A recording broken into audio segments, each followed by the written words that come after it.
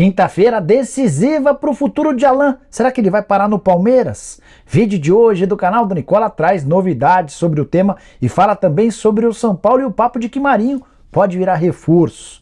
Bora te atualizar ainda sobre o Corinthians e Yuri Alberto pode se tornar alvo de um processo na FIFA. Conto ainda sobre as últimas da bola, com direito à classificação do Atlético Mineiro, mais 2 eliminados na Copa do Brasil entre os times da Série A, tudo o que você precisa saber sobre as últimas do mercado e muito mais.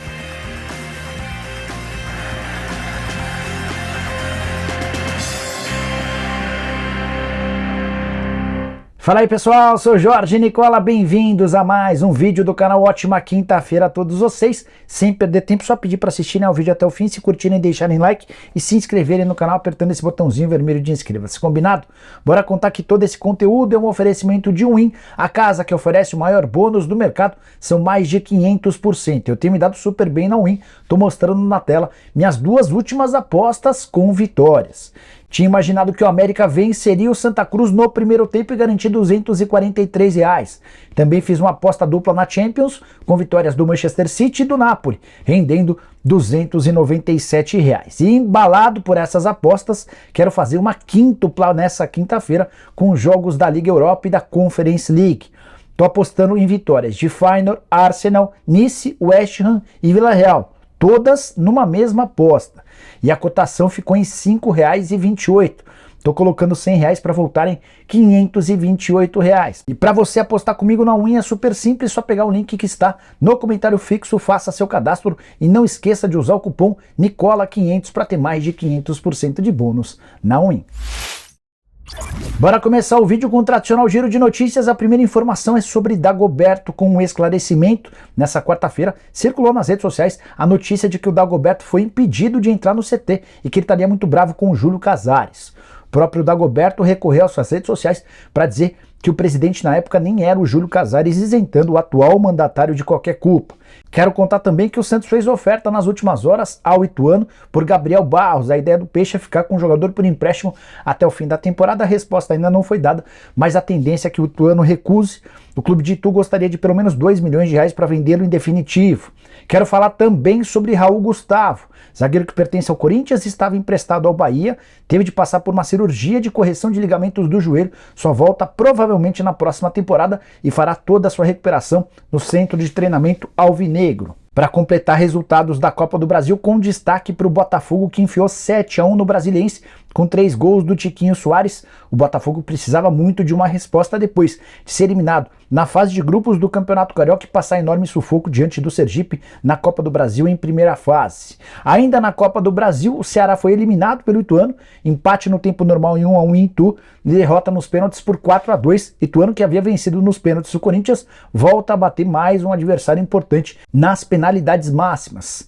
Quem também se deu bem na marca da cal foi o Volta Redonda, que foi até Goiânia, empatou em 1-1 com o Atlético Goianiense e venceu nos pênaltis 5-4. É mais um time garantido na terceira fase da Copa do Brasil e, por consequência, com mais R$2.100.000 na conta. E a zebra rolou solta nessa quarta-feira pela Copa do Brasil. Já são 3 times de Série A eliminados nas 2 primeiras fases da competição. Cuiabá havia caído na primeira fase, eliminado pelo São Raimundo. Nessa quarta-feira foi a vez de o Red Bull Bragantino e também do Goiás darem adeus à competição. O Red Bull foi a Erechim e perdeu por Ipiranga por 3-1, um resultado justo. O time gaúcho foi sempre melhor do que o Clube Paulista, que é semifinalista do estadual por aqui. Já o Goiás ficou no 0-0 com o Águia de Marabá e na decisão por pênaltis perdeu por 7-6. E o futebol brasileiro já tem 7 clubes garantidos na Libertadores da América de 2023, eram 6, o 7º se transformou no Atlético Mineiro, que na noite dessa quarta-feira venceu o Milionários da Colômbia no Mineirão por 3-1.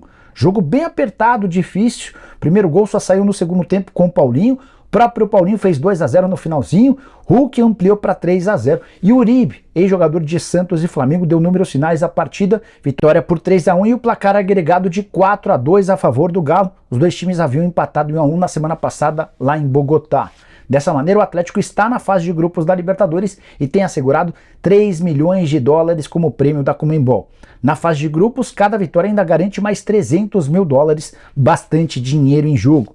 Já o Milionários vai ter de se contentar em disputar a Copa Sul-Americana. Só queria fazer algumas ressalvas importantes. Paulinho jogou muita bola, Hulk mais uma vez decisivo, Patrick deixando ótima impressão e o Pedrinho saindo do banco de reservas para transformar a partida.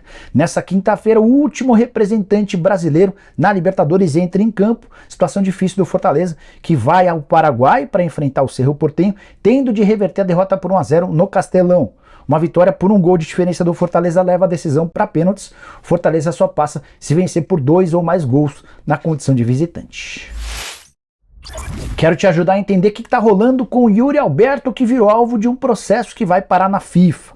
O Internacional está incomodado com a demora do Zenit em pagar os 10% a que tem direito pela negociação com o Corinthians. Bora voltar no tempo para te explicar direito essa história.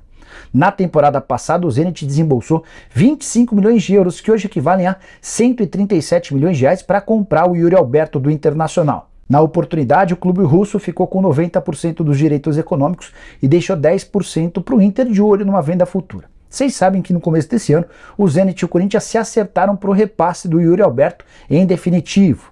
O Corinthians tem 50% dos direitos econômicos do Yuri Alberto e deu em troca.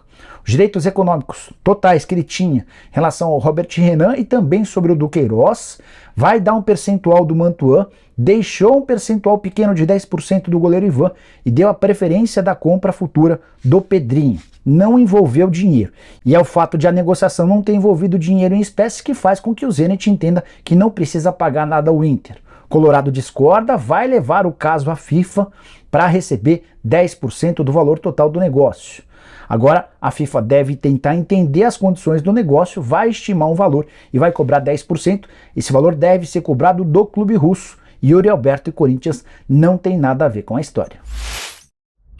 Quero falar agora sobre Palmeiras e Alan, o volante do Atlético Mineiro, vive uma quinta-feira absolutamente decisiva. Logo de cara, quero te contar uma coisa. O jogador pretende se mudar para o Verdão. Seu empresário, Juliano Bertolucci, também tem feito toda a força do mundo para que o negócio saia. Dentro do Atlético também há quem defenda a transferência. Os 4Rs entendem que pode ser um bom negócio se as cifras se aproximarem de 12 milhões de euros e o Galo ainda conseguir morder 30% dos direitos econômicos que não lhe pertencem. Há uma reunião marcada para essa quinta-feira, não sei ao certo se ela vai acontecer em São Paulo ou em Belo Horizonte, na tentativa de convencer Eduardo Cudê, o técnico do Galo, e Rodrigo Caetano, o diretor de futebol. Hoje, eles são os mais resistentes à saída do Alan. Nada aconteceria antes do jogo dessa quarta-feira. O Atlético, muito focado na classificação para a fase de grupos, adiou para quinta a reunião. Posso assegurar para vocês que existe otimismo nos lados do Palmeiras. Até por isso o Verdão deu uma pausa em quaisquer outras negociações envolvendo volantes. Alan, que tem 25 anos de idade, já esteve no Liverpool, foi revelado no Internacional, também com passagem pelo Fluminense. É alguém que agrada demais ao técnico Abel Ferreira. Quero falar agora sobre Flamengo e Jorge Jesus. Será que esse casamento pode ser retomado? Se depender do JJ, sim. Contei para vocês que na semana passada o próprio treinador português deu todas as pistas de que a partir de 31 de maio estará à disposição do Flamengo. Seu contrato com o Fenerbahçe da Turquia se encerra em junho, mas ele entende que no fim do campeonato turco não precisa mais ter qualquer compromisso por lá. E é nesse contexto que tem crescido dentro do Flamengo um movimento importante de dirigentes e conselheiros próximos ao presidente Rodolfo Landim, que defende o retorno do JJ. A avaliação dessas pessoas é de que ninguém entende esse atual elenco tão bem quanto Jorge Jesus. Vale a lembrança de que desde que o português foi embora, vários treinadores foram contratados e ninguém conseguiu extrair aquilo que o JJ já havia conseguido em 2019 e início de 2020. Jorge Jesus defende, gosta da ideia de voltar ao Brasil, mas existem dois impeditivos. O primeiro, Marcos Braz, o homem forte do futebol do Flamengo, anda irritado com Jorge Jesus. Eles se desentenderam enquanto o Braz tentava fazer o JJ voltar. Ele era técnico do Benfica, não gostou da visita do Marcos Braz a Lisboa. Depois, para incomodar, o JJ esteve no Rio de Janeiro, causando para o Marcos Braz, e a relação entre ambos rompeu. Depois, o JJ, desempregado, veio ao Brasil e tumultuou a vida do Marcos Braz. Desde então, os dois estão sem se falar. O segundo motivo que pesa contra o Jorge Jesus nesse momento é a questão do tempo. Se o Vitor Pereira for demitido ao fim do Campeonato Carioca, como é que o Flamengo ocupa esse espaço até o mês de maio? Essas perguntas certamente serão respondidas em breve, mas eu quero saber a sua opinião. Quem merece ser o treinador rubro-negro? Usa o espaço para comentário para deixar a sua opinião. Bora fechar o vídeo para falar sobre Marinho e a possibilidade de o atacante do Flamengo pintar como reforço do São Paulo. Especulação que ganhou força nas redes sociais nessa quarta-feira. Que o Marinho está de saída do Flamengo, isso é líquido e certo. Só o Marinho que reluta com a ideia. O Vitor Pereira não conta com ele, os dirigentes também estão loucos para negociar e o Marinho quase foi parar no Bahia. Flamengo e Bahia já haviam se acertado para a transferência em definitivo do atleta, numa negociação que geraria na casa dos 8 milhões de reais. O negócio só não foi fechado porque o Marinho disse não aceitar a proposta financeira do Bahia. Inclusive o Bahia está desistindo oficialmente da contratação do jogador por entender que o Marinho não tem interesse em jogar em Salvador. Foi aí que surgiu nas redes sociais a notícia de que o São Paulo tem conversas com o Flamengo para contratar o Marinho. Em outros tempos, de fato, o Marinho esteve na pauta tricolor. São Paulo chegou a conversar com o atacante quando ele estava deixando o Santos para se mudar para o Flamengo. Mas, nesse momento, não há qualquer movimento por parte do São Paulo para fechar com o jogador. Ouvi de duas fontes diferentes no São Paulo que o tricolor vai ao mercado em busca de reforços para o Campeonato Brasileiro, preocupado com o risco de rebaixamento, e o Marinho não faz parte dos planos nesse momento. Inclusive, Rogério Ceni, que permanecerá no clube apesar da pressão gigante pela falta de resultados, não gosta tanto da ideia da contratação do Marinho. Acho que o torcedor são paulino pode riscar o nome do Marinho do mapa. Entre os reforços que serão contratados não estará o atacante do Fla. Bom, pessoal, eram essas as informações que eu queria dividir com vocês nessa quinta-feira. Quem curtiu o vídeo deixa like, se inscreve no canal, a gente se encontra à tarde e tem programa do Nicola a partir das 7 da noite. Abraço, tchau!